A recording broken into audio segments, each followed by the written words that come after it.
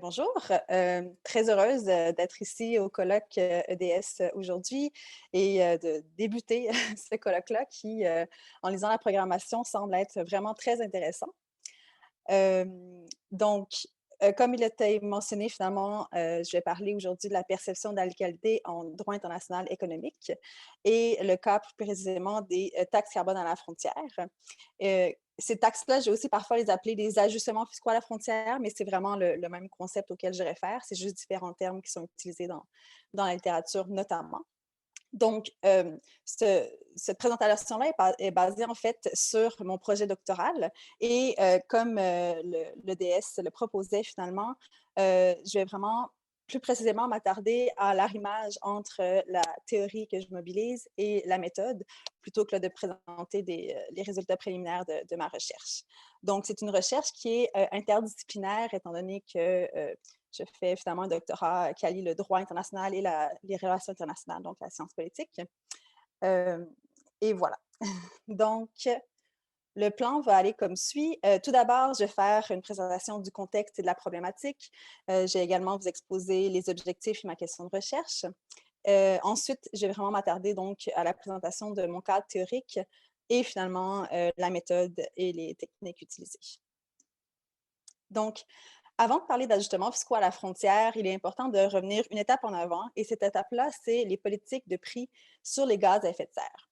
Donc, comme certainement vous le savez, de plus en plus d'États ou de régions, finalement, mettent en place des politiques de prix sur les émissions de gaz à effet de serre qui sont produites sur leur territoire.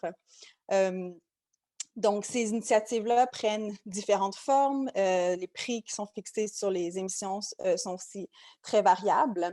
Mais un élément qui est important, c'est que pour le moment, il n'y a aucune initiative multilatérale. Donc, c'est vraiment un ensemble, une mosaïque d'initiatives à travers le monde, donc avec des États qui mettent en place certaines initiatives et d'autres qui, pour le moment, n'ont pas non plus de prix sur les émissions de gaz à effet de serre. Donc, pour les États qui mettent en place ces prix-là par rapport à d'autres qui n'en ont pas, il peut y avoir des effets économiques négatifs. Les principaux effets qui ont été finalement ciblés sont le risque de perte de compétitivité pour les industries nationales qui sont taxées par rapport aux industries internationales qui ne le seraient pas. Il y a également le risque de fuite de carbone, qui est finalement l'idée que les entreprises nationales taxées peuvent se délocaliser vers des États qui ont des politiques de prix soit plus souples, plus flexibles ou carrément inexistantes sur les émissions là, de gaz à effet de serre.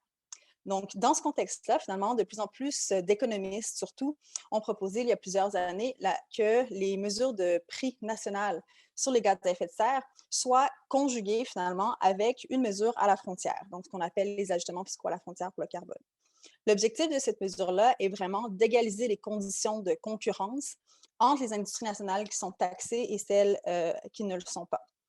Ces mesures-là peuvent prendre différentes formes. Généralement, c'est vraiment un mélange entre une taxe qui est imposée à la frontière au moment de l'importation des produits et également parfois un remboursement qui est fait lors de l'exportation des produits qui étaient taxés.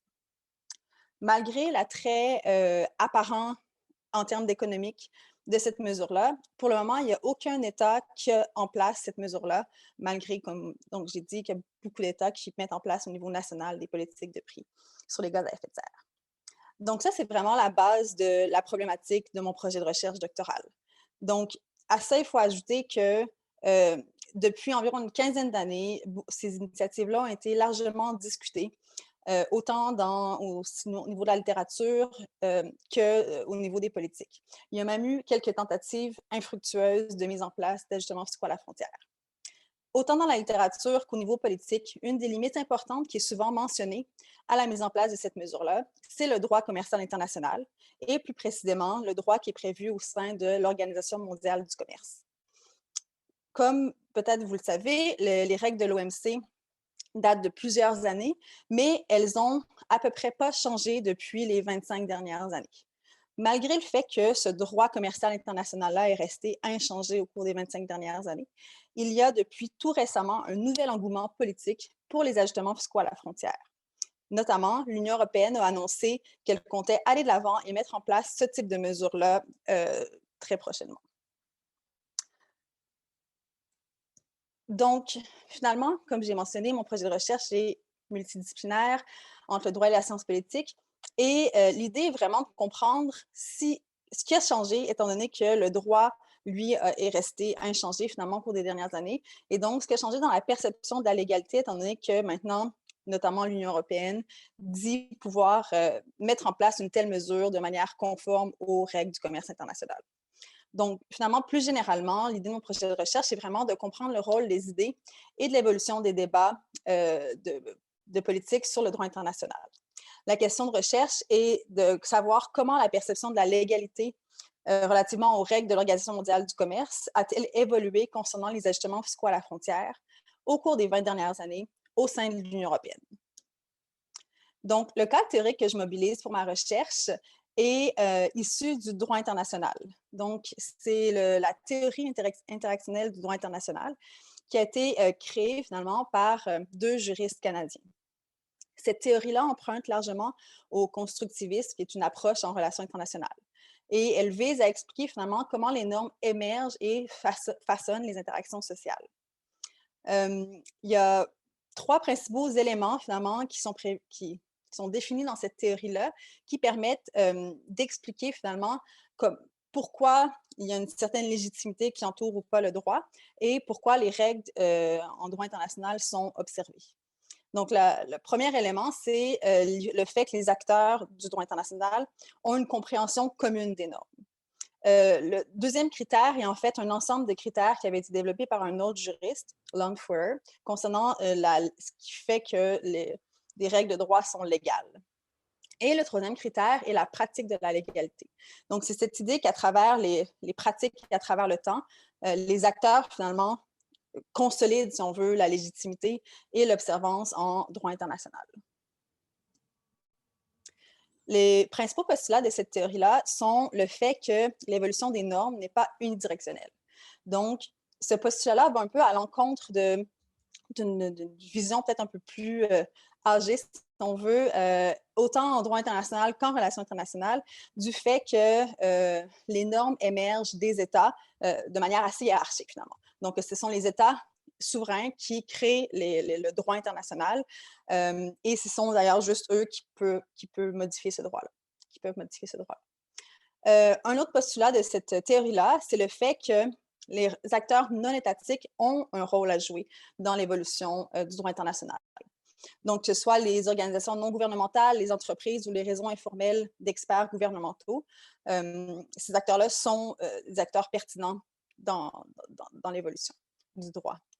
Le troisième postulat important est le fait que la rationalité du droit n'est pas définie ou limitée par le raisonnement judiciaire. Donc, dans le cas qui nous intéresse, à l'Organisation mondiale du commerce, ça revient à dire finalement que ce n'est pas uniquement l'organe de règlement des différends qui, finalement, peut uniquement interpréter et faire évoluer le droit à travers sa propre compréhension, finalement. Donc, comme je l'ai dit, à ça, j'applique une méthode qui est issue de la science politique et qui est plus généralement issue finalement de l'analyse de réseau. Donc, dans mon cas, c'est l'analyse de réseau discursif. C'est une nouvelle méthode qui a été développée au cours des 10 dernières années et qui gagne de plus en plus d'adeptes. Donc, l'idée de cette méthode-là, c'est vraiment de reconnaître que les débats de politique sont très importants. Ils sont notamment importants parce qu'ils aident à déterminer les éléments qui constituent l'agenda parlementaire. Ils sont également importants parce qu'ils parfois contribuent à faire évoluer l'opinion publique, qui elle-même est importante dans l'adoption de politique. Donc, pour cette méthode-là, finalement, on s'intéresse aux déclarations publiques qui sont faites relativement à un enjeu par des acteurs politiques. Donc, ces acteurs politiques-là peuvent être autant des législateurs, des groupes d'intérêt, des agences, des partis, des organisations ou des individus. Mais l'idée, c'est vraiment qu'ils doivent donc émettre des déclarations publiquement relativement à un enjeu précis. Et l'objectif de ces acteurs-là, c'est d'influencer et d'apprendre finalement entre eux et à travers les autres acteurs politiques. Cette méthode-là s'intéresse finalement à l'évolution du discours qui varie de manière temporelle et transversale. Donc, qui varie à travers le temps, mais aussi à travers, entre les individus et les acteurs. Et donc, de ce processus-là, finalement, vient généralement à émerger une idée, donc une déclaration ou une conceptualisation finalement d'un problème qui prédomine et qui généralement devient finalement le centre d'une politique. Donc, si on revient aux ajustements fiscaux à la frontière, finalement, l'idée, c'est vraiment de se concentrer sur le discours concernant les ajustements fiscaux à la frontière au sein de l'Union européenne dans les 20 dernières années. Donc, pour mon projet, les acteurs qui sont pertinents, ce sont les juristes, les institutions de l'Union européenne, les organisations non gouvernementales, les États membres de l'Union européenne, les syndicats et les entreprises. Donc, pour pouvoir identifier finalement les discours de ces acteurs politiques-là, je m'intéresse en fait principalement à 3 sources. Pour les juristes, c'est vraiment avec la doctrine qui est produite. Donc, pour ce faire, Web of Science est très utile pour identifier finalement la doctrine pertinente au sujet qui a été produite dans les dernières années et aussi pour identifier les réseaux au sein même des juristes. Donc, finalement, quel juriste cite quel autre article de doctrine et lesquels sont le plus cités, etc. Pour ce qui est des acteurs comme les organisations non gouvernementales, les États membres de l'Union européenne, les syndicats et les entreprises, c'est à travers leurs déclarations médiatiques que je vais pouvoir identifier leur discours, si on veut. Donc, grâce à Factiva, finalement, j'identifie l'ensemble des déclarations médiatiques qui ont été faites au cours des dernières années par ces acteurs-là. Et finalement, pour l'Union européenne et ses institutions, c'est vraiment à travers les communiqués de presse, les rapports et les débats, donc tous les documents officiels finalement qui sont produits et accessibles publiquement. Donc ici, j'ai juste bien rapidement finalement une espèce de schématisation là, de comment finalement les acteurs interagissent entre eux et à travers finalement quels outils. Donc que ce soit la doctrine, les discours médiatiques ou les documents officiels. Ici, je vous ai mis une représentation graphique, finalement, de l'ensemble des documents que j'ai identifiés qui étaient pertinents avec Factiva. Donc, c'est tous les documents médiatiques, si on veut.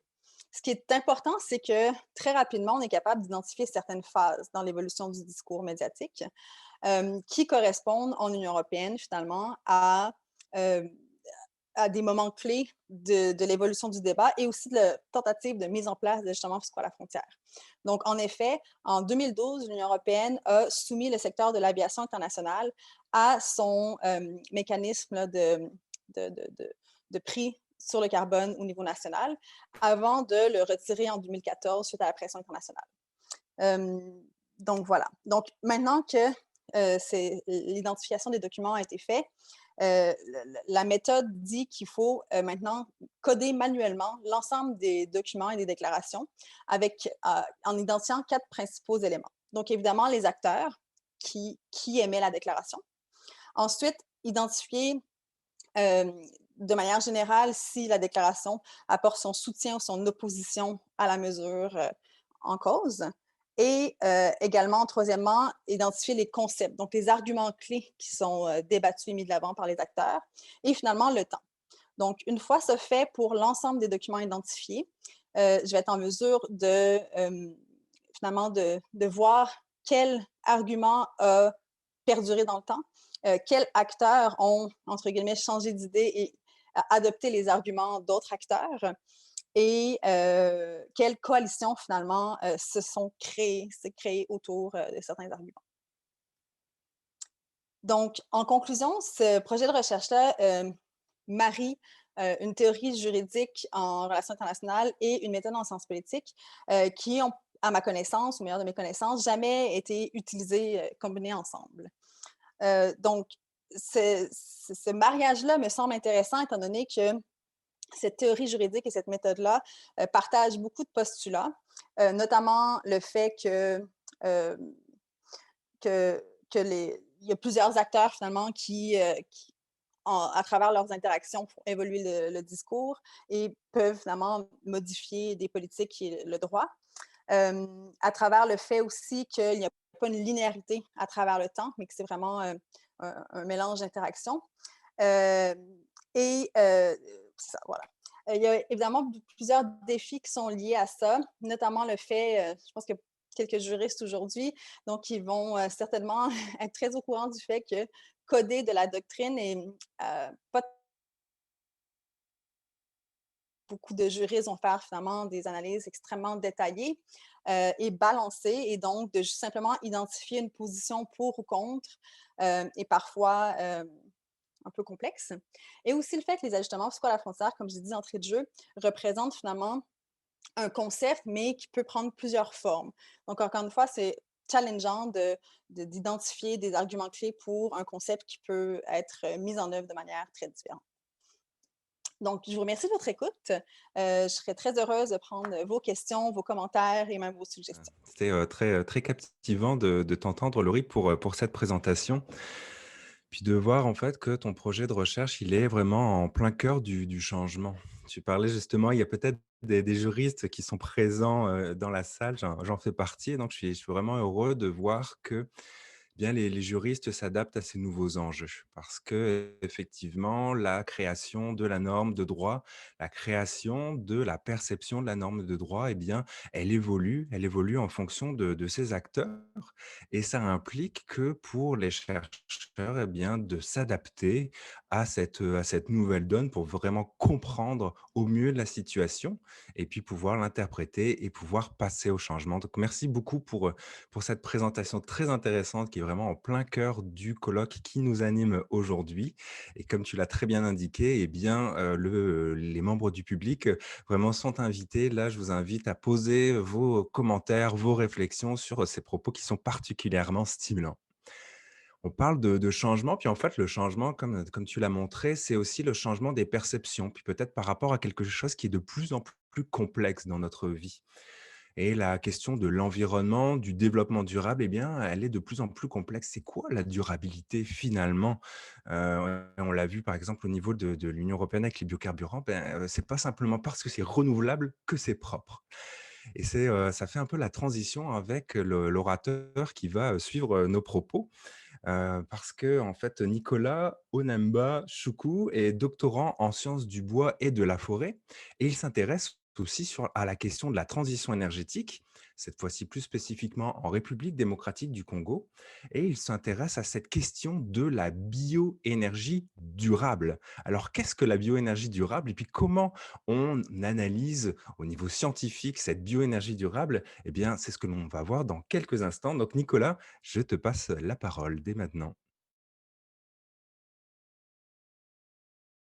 Mon projet est sur la contribution à la durabilité de la gestion de la bioénergie, comme en République démocratique du Congo. Là, je vous présente la République démocratique du Congo, c'est la carte administrative, et j'ai préféré commencer par quelques questions clés, qui est la biomasse traditionnelle pour les pays en développement. Ça prend souvent la forme de charbon de bois et bois de chauffage. Et dans le contexte, nous parlerons aussi des participations publiques, qui est en fait l'éventail des techniques capables de servir à informer ou à consulter ou à faire participer les parties prenantes. Les parties prenantes en soi, c'est l'ensemble des agents qui sont affectés du point de vue économique dans l'entreprise ou des actionnaires, bien sûr. Et un concept important que nous travaillons dans notre projet, c'est le concept de la gouvernance forestière, qui est l'ensemble des règles, des politiques, des institutions et des pratiques visant à assurer la mise en œuvre des pratiques de transparence et de la redevabilité. Et là, vous avez vraiment à gauche le charbon de bois qui est utilisé en République démocratique du Congo, comme dans tous les pays de l'Afrique. Et à votre droite, vous avez les bois de chauffage. En fait, la problématique et la justification de cette recherche, qui est la nôtre, aborde la notion de la filière bois-énergie en République démocratique du Congo et la question du profil énergétique. Et cela est pris en compte dans le but de l'hypothèse de l'éthique. Il est effectivement question d'analyser la réflexion sur les processus de la production de la biomasse solide, qui est en fait le bois et le charbon de bois, et comment il faut les traiter et leurs impacts sur les écosystèmes. Nous avons constaté en République démocratique du Congo ou en Afrique centrale qu'il y a les moteurs de la déforestation. Parmi les moteurs de la déforestation, il y a la production elle-même de bois énergie, la méthode utilisée pour produire le charbon de bois ou le bois de chauffage, la biomasse solide, est une technologie de la carbonisation. Et cette carbonisation, et la fabrication de la lamelles ou fours de carbonisation sont favorables à la dégradation des écosystèmes. Comme vous aurez à le remarquer, il faut couper, il faut entasser, il est nécessaire de brûler. Tout ça, ça nécessite la dégradation de l'écosystème. Après transformation, les acteurs doivent transporter. Le mode de transport en soi est aussi un facteur qui favorise la dégradation forestière. Et qu'est-ce que nous remarquons? Et en plus de cela, nous avons une augmentation de la population, en fait. Hein. La population elle-même, qui avant, vers les années 1984, c'était à 29 millions la population congolaise.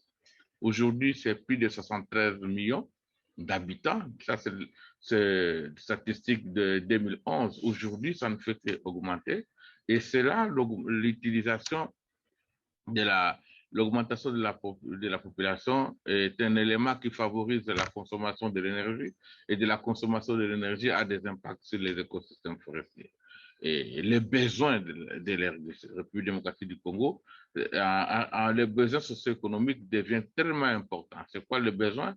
Les gens doivent en réalité utiliser l'électricité, mais l'électricité est dissuasive, anarchique, déstabilisée. Il n'y a pas presque l'électricité partout. À ce moment-là, les gens deviennent dépendants de l'utilisation de la biomasse solide, soit dans le stockage, soit dans des maisons, soit dans la cuisson et tout ça.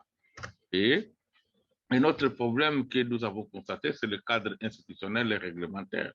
Et nous les avons classés en deux. Vous avez l'époque coloniale. À l'époque coloniale, il y avait un décret de 1949. Ce décret relatif à la forêt était mis en place par l'État indépendant du Congo, par les Belges qui ont colonisé la République démocratique du Congo. Mais ce décret avait comme faiblesse d'ignorer les indigènes et ne prenait surtout pas en compte les trois piliers du développement durable. Mais par contre, après post-conflit, post-colonial, le gouvernement a mis en place des lois. Il y a le code forestier qui vient de faire table rase de tous les textes coloniaux, mais ce qui est important, il a introduit les notions liées à la conservation, à l'exploitation et à la mise en valeur des ressources forestières. Et il y a aussi la loi cadre de l'environnement. Mais en ce qui concerne la biomasse solide, il n'y a que deux arrêtés ministériels qui réglementent. Il n'y a aucune loi qui réglemente l'utilisation de la biomasse solide, qui est en fait une forme de l'énergie la plus utilisée en République démocratique du Congo. Un autre problème qu'on a remarqué, c'est le problème des ministères. Il y a plusieurs ministères qui se proposent d'utiliser ou de travailler dans le domaine de la biomasse solide, mais ils ne travaillent pas en synergie. C'est pourquoi nous voulons proposer un modèle de gestion participative. Nous avons pu remarquer le coffre-fort énergétique de la République démocratique du Congo. Et ce coffre-fort est vraiment bien réparti dans toutes les provinces. On trouve les différentes formes d'énergie, comme vous le voyez là-bas. En plus, c'est du point de vue aussi de l'exploitation, mais on a remarqué que malgré qu'on a plusieurs coffres-forts, plusieurs sources énergétiques, mais l'énergie la plus utilisée, c'est la biomasse solide.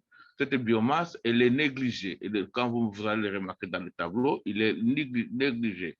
Elle n'est pas évoluée, elle n'est pas évaluée, la ressource n'est pas évaluée. Donc, ça, c'est même le ministère qui est en train de donner les informations.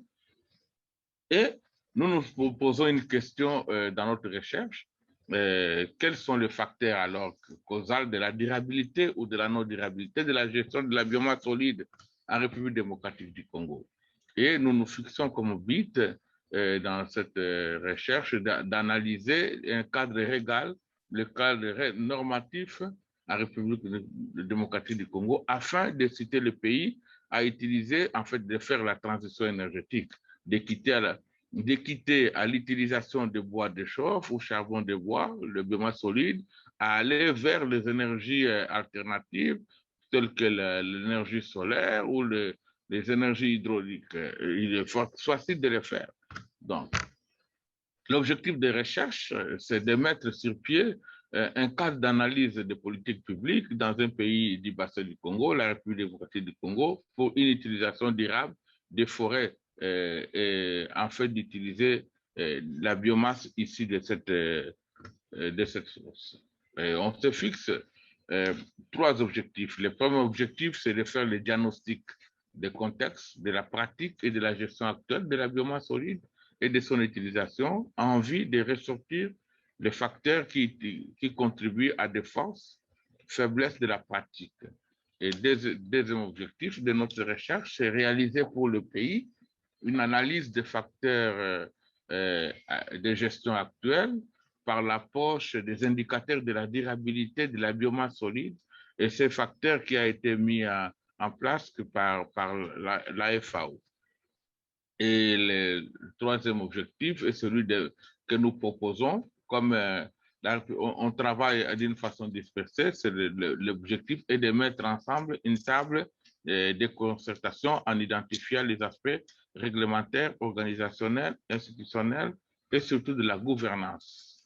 Alors, notre projet est vraiment porte une attention aux décideurs et aux acteurs des indicateurs, aux acteurs en ce qui concerne la régulation. C'est aussi une étude qui vise à faciliter la compréhension des politiques, des plans et des programmes pour le pays. Alors, l'intérêt principal, c'est de cadrer le secteur de la biomasse solide qui est en fait négligé. Mais il faut savoir que quand nous parlons de la biomasse solide, on fait allusion au bois de feu et au charbon de bois. Alors,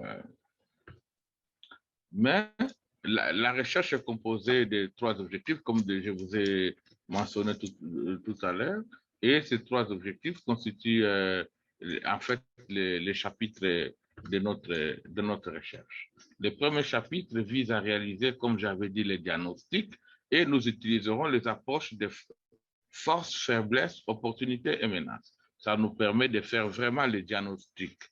Mais le deuxième chapitre, c'est celui qui réalise pour la RDC l'analyse des facteurs de gestion actuelle de la biomasse solide par l'approche des critères de durabilité. C'est en fait de ressortir les facteurs capables de contribuer à la gestion d'exploitation de cette énergie. Et là, il y a les indicateurs de JBEP. Le JBEP a ressorti 24 indicateurs et nous voulons savoir si ces 24 indicateurs de JBEP sont vraiment utilisés à République démocratique du Congo dans le cadre de faire de la comparaison et savoir lesquels des indicateurs sont utiles pour la durabilité des écosystèmes forestiers. Les derniers chapitres dont nous allons livrer quelques résultats élabore un modèle de table de concertation pour la biomasse solide, basé sur une gestion participative. En fait, ces chapitres aident à améliorer la gestion et la forme d'énergie sur le contexte de la République démocratique du Congo. Ici, nous utilisons une approche de gestion participative. Nous voulons que la gestion soit communautaire. Et là, nous commençons par la méthodologie. Première, pour l'analyse du chapitre 1, nous avons utilisé l'approche force, faiblesse, opportunité et menace. Et nous avons surtout utilisé David de force dans ses recherches, dans ses démarches. Et le chapitre 2, je crois que nous avons réalisé, ici dans le chapitre 2, comme vous aurez indiqué, nous avons utilisé une démarche de la bioénergie dans le cadre de lutter contre la sécurité alimentaire. OK. Ce que vous pouvez encore... désolé.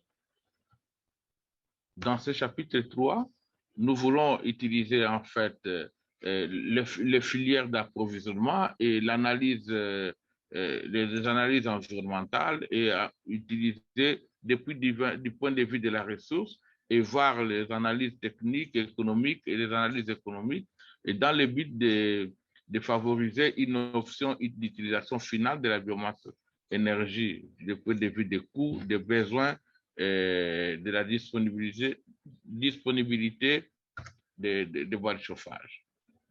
La situation dans laquelle on se trouve ici, nous devons chercher à faire une certaine négociation entre le gouvernement et les différents acteurs.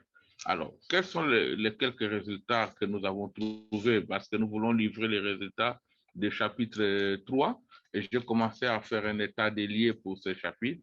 Alors que, comme je disais, ça utilise les modèles de gestion actuels en vigueur. Et pour appliquer dans le cas d'application de la foresterie, une foresterie communautaire comme une démarche participative dans l'aménagement du milieu forestier. Et de ce fait, la République démocratique du Congo a élaboré une table ronde et cette table ronde a réuni tous les cadres du ministère de l'Environnement, les cadres d'autres ministères qui travaillent dans le domaine de la foresterie, même les bailleurs de fonds. Mais cette table ronde forestière, ça a favorisé, c'était important parce que ça a favorisé le dialogue, ça a favorisé les échanges. Mais elle avait une faiblesse. La faiblesse de cette table, ça n'a pas tenu compte de la communauté locale dans les autres secteurs d'activité de la foresterie, comme celui de la prise en compte des travaux des tables de consultation multi-acteurs de la biomasse solide, alors que la biomasse solide, qui est le bois de chauffage, charbon de bois, est beaucoup utilisée. Alors, c'est pourquoi nous cherchons à mettre en place une table de concertation. Et là, nous proposons une table de concertation qui s'inspire du modèle de table de gestion des ressources naturelles que nous avons pris du territoire de Rwanda, qui avait fait une belle table de concertation. Et la table de concertation vise à réunir l'ensemble des gestionnaires et les intervenants dans le domaine forestier d'une façon permanente dans le but de créer une consultation. Les objectifs, c'est important parce que c'est transposable. Et la table de concertation de la biomasse solide pourra, si cela la chose se fait, une question de regrouper les principales parties prenantes dans le but de convenir de la bonne stratégie et de la bonne méthode pour pérenniser la ressource bois, la ressource qui donne la biomasse solide. Et c'est vraiment une excellence, faire l'harmonie entre les acteurs. Et les cadres de concertation cherchent à développer la collaboration entre les services de l'État, les parties prenantes de la biomasse solide. Cette collaboration s'avère tout à fait indispensable et nous voulons transparente et systémique. La démarche aussi exige l'élaboration et la mise en place de cadres normatifs parce que s'il n'y a pas les normes, il sera difficile de pérenniser l'utilisation de la biomasse énergie. Alors là, nous avons un modèle de gestion que nous avons, de la bonne gouvernance forestière que nous avons voulu adopter, celui des Gorivo. Et cette bonne gouvernance de la gestion forestière ou de la biomasse solide doit être responsable, transparent, régulier, équitable, efficace et puis participative et qui recherche toujours le consensus. Ça, c'est ce que nous proposons. Nous pensons que les constats que nous avons trouvés dans le modèle de la table de la République démocratique du Congo, c'est un modèle conflictuel parce que les dialogues participatifs n'est pas toujours, il y a les agents de l'État qui cherchent les intérêts individuels et dans l'autre temps, la préoccupation des parties prenantes n'est pas prise en compte. Et là, il y a un conflit. Des conflits dans le dialogue, dans la participation, dans les intérêts collectifs. D'où nous proposons d'éviter une confrontation. Quand vous regardez à droite, à gauche, vous avez les parties prenantes de la biomasse solide et les gens du gouvernement qui se tournent les dos. Alors, du point de vue des intérêts, à ce moment-là, il y a un problème de confrontation dualiste. À ce moment-là, il n'y a pas une bonne gestion. Alors, ce domaine, nous devons bannir pour chercher à franchir vers une participation participative ou qui va réunir l'interrelation entre les parties prenantes, le gouvernement et tous les acteurs liés à la biomasse solide. Et à ce niveau, pour une bonne transition énergétique, nous avons voulu mettre ensemble, en place une table de concertation qui va réunir en fait les ministères, les organismes et les acteurs. Tout le monde doit être autour de la table dans le but de ressortir les idées liées à la protection de la ressource bois qui donne l'énergie. Et nous proposons aussi une méthode de communication, et cette méthode, nous le voulons participative, du point de vue de la des résolutions acceptées et les projets acceptés d'ensemble. Et d'un côté, nous avons certaines résolutions qui peuvent être mises en place collégialement dans la communication et les projets qui sont aussi mis ensemble. De tout problème, on trouve les résolutions ensemble.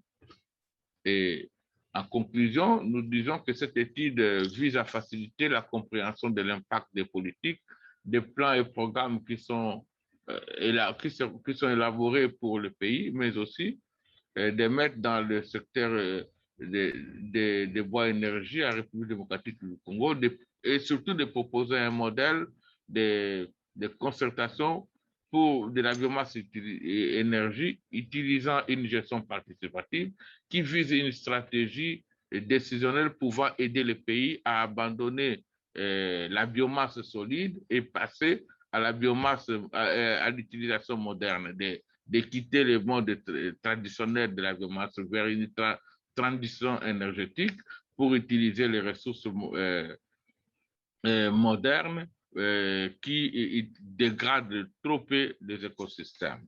En fait, voilà. Merci de votre aimable attention. Merci beaucoup Nicolas pour cette présentation qui est vraiment passionnante et en plein cœur de notre colloque, hein, faire de la recherche autrement. Et on voit à quel point ça nécessite des connaissances là, abouties dont vous nous avez présenté, des connaissances sur l'interdisciplinarité.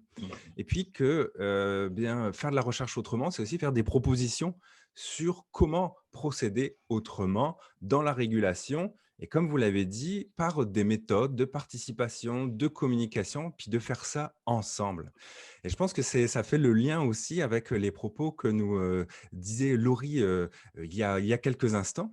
Et il est probable aussi que la gestion de la complexité fasse partie des échanges que va nous faire dans quelques instants Alexandre Gaïevitch-Sayeg, qui est professeur au département de sciences politiques et qui travaille sur les questions justement de transition énergétique, de changement climatique et de la méthodologie en théorie politique. Alors, on est vraiment là dans le cœur de la réflexion sur le contenu, mais sur la façon aussi de réfléchir. On est sur un projet qui a vraiment, je pense, notamment au Québec, attiré beaucoup d'attention là avec un rapport du BAP très récemment. Donc, Alexandre, tu es vraiment là au cœur de l'actualité. Puis je pense que ça va vraiment intéresser beaucoup de monde ici. Tes recherches portent sur les politiques de changement climatique, tarification du carbone, économie verte, les changements mondiaux qui sont liés à l'énergie, la transition énergétique au Canada et au Québec. Et puis, je suis très heureux de pouvoir te présenter sur justement le GNL et la transition énergétique.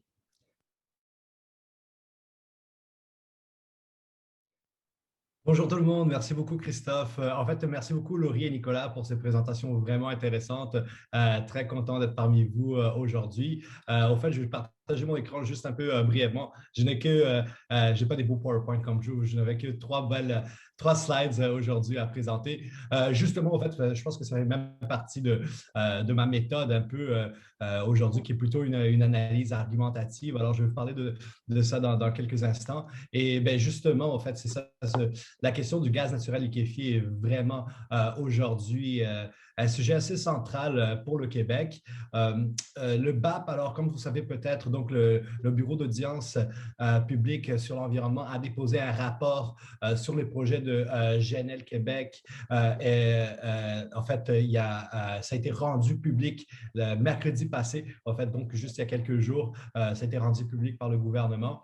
Et cet article, en fait, l'article que je vous présente aujourd'hui, est une version du mémoire que j'avais présenté au BAP à l'automne passé. Et ce mémoire, en fait, a été cité à plusieurs reprises dans le rapport du BAP. Alors, j'ai réussi à voir un peu la traduction de cette analyse un peu normative que je fais aujourd'hui dans les pages du rapport qui a été déposé par le BAP. Alors, j'ai quand même l'impression que le BAP a fait avec moi cet exercice d'analyse. Alors, c'est ça que j'ai envie de vous présenter aujourd'hui. Et je suis content justement de voir que les considérations qui pour moi étaient vraiment importantes dans le cadre de ces projets de gaz naturel ont fait chemin et donc se sont rendus au gouvernement. Alors, j'ai trouvé ça important et donc je voulais un peu revenir sur certains éléments. Juste brièvement, vous présenter donc les deux projets qui étaient à l'étude. Ce sont donc un projet de gazoduc et un projet de GNL Québec pour une usine de liquéfaction de gaz naturel au Saguenay. Alors, vous voyez ici un peu le corridor qui était à l'étude. Alors, il venait amener du gaz naturel depuis l'Alberta en passant par l'Ontario. Donc, ça allait passer un peu, comme vous voyez, proche dans le coin de la BTB. Alors, on parle d'un corridor un gazoduc de 750 km et d'une usine de liquéfaction au Saguenay. Voilà. Alors, évidemment, il y avait eu toutes sortes de considérations, d'autres considérations environnementales très importantes aussi dans ce projet. Moi, je vais me concentrer ici sur certains éléments. Je ne vais pas vous parler de toutes les questions de tourisme, de l'impact sur les belugas, par exemple. Alors, des questions qui étaient vraiment très importantes. Je vais me concentrer un peu juste sur quelques autres éléments. Deux choses, donc, un côté qui va être davantage basé sur une lecture des marchés de l'énergie et l'autre, excusez-moi, il s'est passé quelque chose. Très bien. Et l'autre qui était basé, donc d'une part l'analyse de marché de l'énergie et d'autre part les questions d'impact d'émissions de gaz à effet de serre. Au fait, donc juste parler un peu plus précisément de ma méthode. Alors, cet article utilise les projets au Saguenay comme une étude de cas, mais en fait, cette analyse-là pourrait essentiellement être étendue à tout nouveau projet d'exploitation du gaz naturel qui implique la construction de nouvelles infrastructures.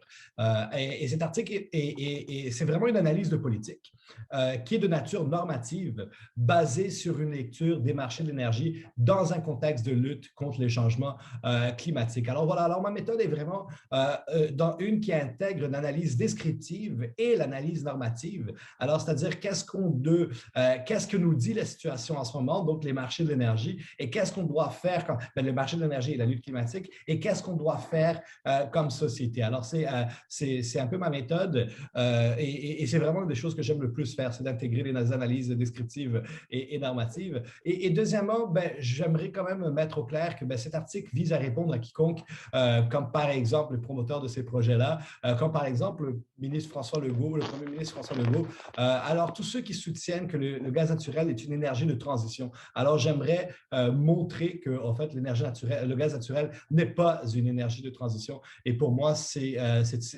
une des choses qui est importante de retirer donc de aujourd'hui. Alors, peut-être que cette méthode va nous aider à mettre au clair que le gaz naturel n'est pas une énergie de transition. Et justement, notre premier ministre a quand même mentionné, alors je ne veux pas dire qu'il a donné de l'aval à ce projet, mais il a utilisé le terme à plusieurs reprises en qualifiant le gaz naturel d'énergie de transition.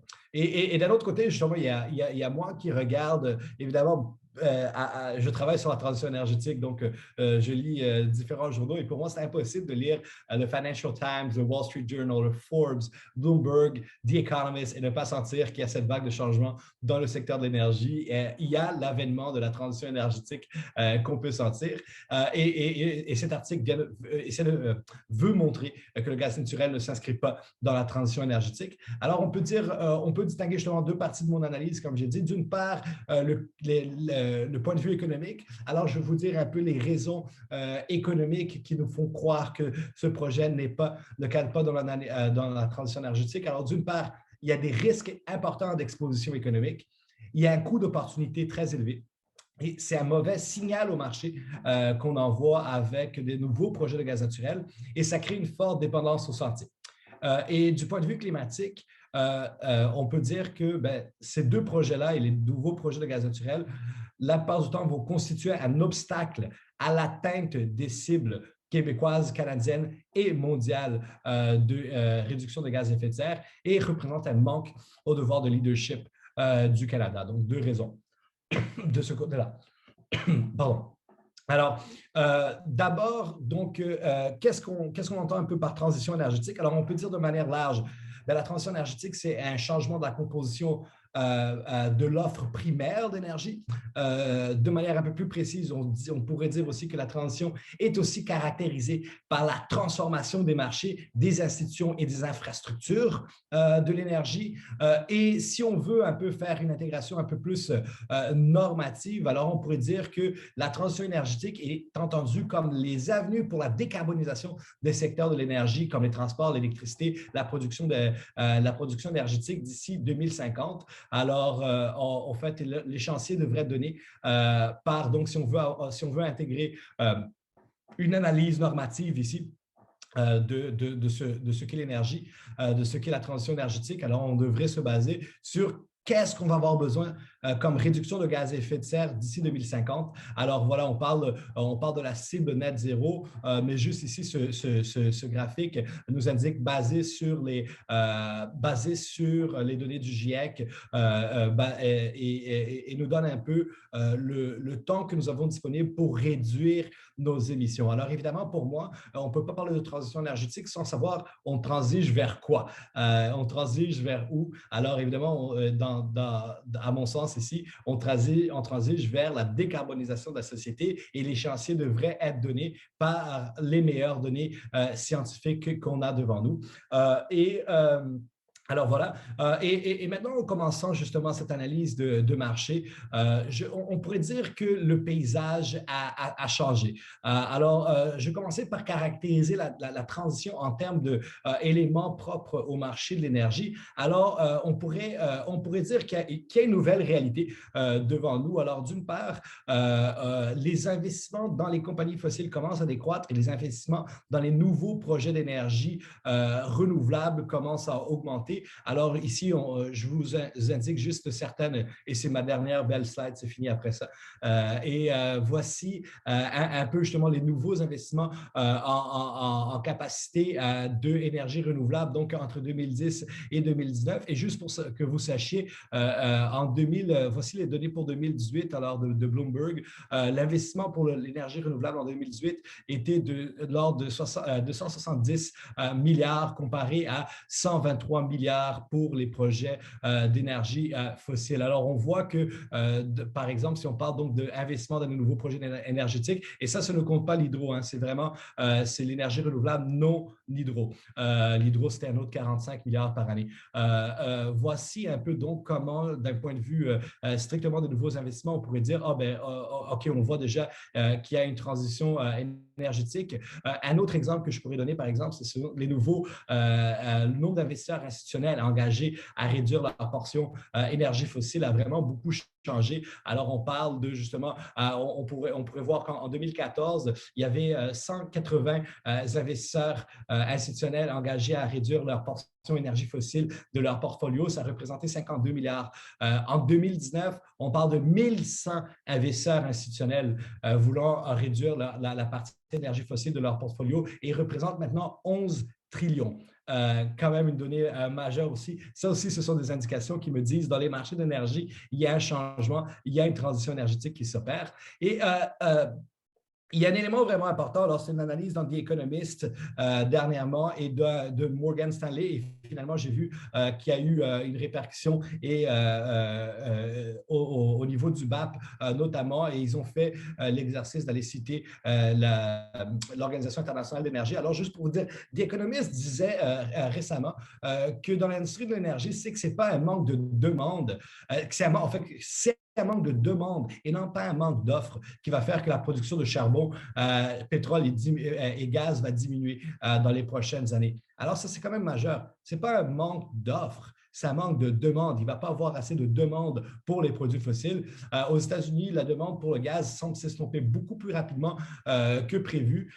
Et justement, la conclusion de Morgan Stanley, c'était que on dirait qu'on ne va pas avoir besoin de nouvelles offres, de nouveaux projets de gaz naturel. Et pour moi, ça, c'est un des coups de massue que le BAP a donné au projet de GNL en ce moment. Alors, ils ont cité l'étude de l'Organisation internationale de l'énergie, de l'Association internationale de l'énergie, en phase, justement, alors selon les scénarios de l'AEI, en phase avec les objectifs de l'accord de Paris, les terminaux de liquéfaction existants ou en construction suffiraient pour combler la demande jusqu'en 2030 et risquer même d'être en surnombre en 2040.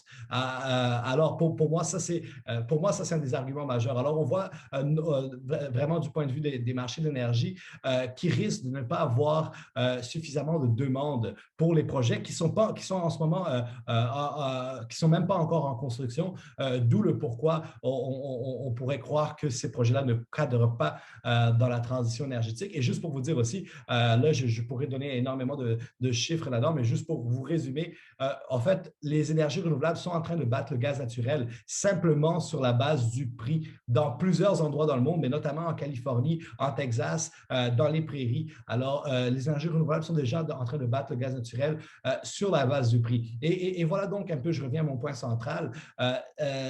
C'est qu'on a ici un jugement normatif et on a aussi l'idée que la politique en signale au marché. Alors, mon point central, c'est que face à ce scénario de transition énergétique, il y a une décision qui se dresse à nous. Est-ce qu'on veut contribuer à accélérer cette transition? Est-ce qu'on veut que la politique s'en aille du même côté que le marché? Des gens en train de nous dire, est-ce qu'on veut donc accélérer cette transition ou est-ce qu'on va ralentir cette transition? Alors, à ce moment-là, il s'agit, alors au-delà de tout ce que je viens de dire, il y a une décision politique qui devrait être fondée sur un jugement normatif, sur qu'est-ce qu'on devrait faire. Et c'est extrêmement important de comprendre que, en fait, la politique envoie un signal au marché. Alors, ce n'est pas nécessaire de savoir exactement à quelle vitesse la transition, alors les énergies renouvelables vont prendre le dessus, les énergies fossiles vont chuter. Ce n'est pas nécessaire exactement de savoir à quelle vitesse cela va arriver pour, en fait, prendre ces décisions-là. C'est déjà en train d'arriver, on a énormément de données, mais après ça, il y a comme une décision politique qui est normative, qui se dresse dans ce portrait-là. Alors, c'est ça que je voulais quand même mentionner dans tout ça. Et là, je voulais juste dire que, et c'est possible que justement la décision politique s'en aille du côté que s'en aille du côté de ce que les marchés de l'énergie sont déjà en train de nous dire. Pour donner un dernier exemple à ce niveau-ci, juste pour vous dire, en Colombie-Britannique, les promoteurs de GNL en Colombie-Britannique demandent déjà à ce que le gouvernement vienne en aide au développement de GNL là-bas. En fait, il y a plusieurs projets qui ont déjà été annulés en Colombie-Britannique, notamment parce que la rentabilité était questionnable, les coûts d'extraction étaient trop élevés et l'offre mondiale était trop abondante. Et ça, c'est vraiment important de le noter. Encore, donc, je répète cette histoire de l'offre. Et juste pour vous dire, comme j'ai mentionné, il y a comme une question de coût d'opportunité. Si l'argent du public est impliqué dans ces projets, on a un coût d'opportunité donc la notion de coût d'opportunité fait surface. Alors, on doit se poser la question, quel est le coût d'investissement en termes de ce qui serait possible de faire par ailleurs? On parle d'un projet de 14 milliards de dollars. Alors, si on parle d'un projet de 14 milliards de dollars, disons que le gouvernement investit investit 10%, alors le fédéral et le provincial. Donc, on parle de 1,4 milliard de chaque côté. Et on sait que ça serait, si investissement il y a, ça sera beaucoup plus important que ça. Donc, on voit qu'est-ce qu'on pourrait faire à la place avec ce type d'investissement. Donc, je vais conclure sur l'idée que le gaz, sur l'idée un peu plus environnementale. Alors, comment est-ce qu'on peut dire que le gaz naturel est une énergie de transition? Alors, juste pour avec ce que j'ai présenté, le graphique en haut, comment on pourrait croire que le gaz naturel est une énergie de transition, sachant que si on permet à ces émissions-là de surgir, imaginez l'effort colossal que ça va prendre à tous les autres industries si on permet encore au secteur, et imaginez qu'est-ce qu'on va devoir faire au niveau des transports du secteur industriel si on permet au secteur du pétrole et du gaz de maintenir le cap avec justement l'ajout de ces grands projets-là. Alors, une chose, c'est comme de laisser fonctionner les centrales qui existent aujourd'hui pendant encore 15 ans pour recouvrir leurs coûts. C'est un peu ce que justement une nouvelle étude de Berkeley nous dit. Mais une autre chose, c'est de commencer de bâtir de nouveaux projets pour 5 ans qui vont en fait être exploités encore pour 25, 30 ans, 50 ans par la suite. Donc voilà, c'est comme c'est pour ça que mon argument se porte vraiment sur la construction des nouveaux projets. Et voilà, je pense que je pourrais conclure sur ce point-là. Et voilà, et je pense que non, en fait, juste pour avant de conclure, juste pour mentionner, on sait qu'aujourd'hui, il n'y a pas vraiment il n'y a pas vraiment de contrat qui nous disent est-ce que vraiment le gaz naturel va substituer d'autres énergies. En fait, c'est très possible que le gaz naturel vienne substituer le charbon. En fait, des études nous montrent le gaz naturel pourrait en fait s'ajouter au charbon. En fait, il y a un autre scénario que c'est possible que le gaz naturel vienne en fait remplacer des projets d'énergie renouvelable qui étaient prévus. Alors, on n'a pas en fait aucune certitude que le gaz naturel vienne aussi remplacer les centrales au charbon. Alors, il y a comme cet argument-là du remplacement qui est aussi invalide à mon sens. Alors voilà. Alors, merci beaucoup de m'avoir écouté. Alors, je pourrais conclure sur ce point. Merci.